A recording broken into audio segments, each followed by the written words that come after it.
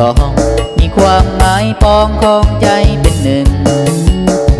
ด้วยความหักสุดซึ้งยืนยันว่าสองไม้ปองเป็นคู่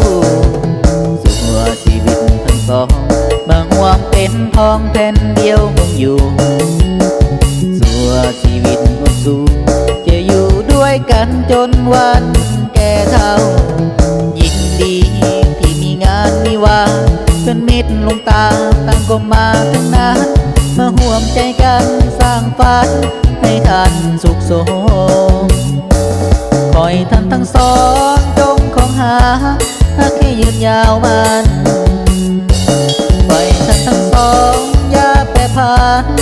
จนทั้งวันแก่เฒ่าลงไปเงินทองเกียรติสังสีหรือใด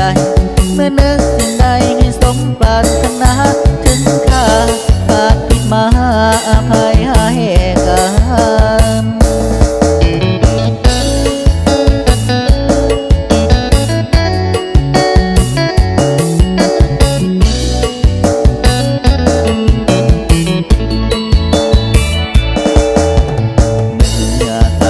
สองมีความหมายปองของใจเป็นหนึ่ง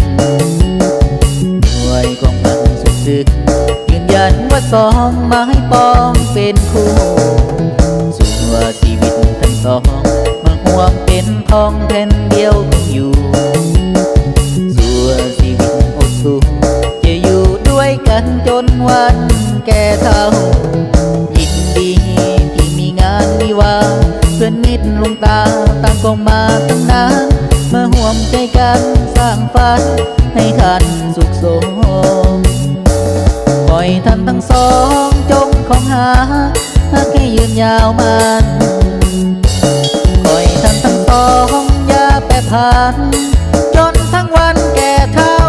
ลงไปเงินทองเกียรติศักดิ์ศรีหรือใดเมื่อนึกสิ่งใดให้สมปรารถนาถึงข้าขาดผิดมาอภัย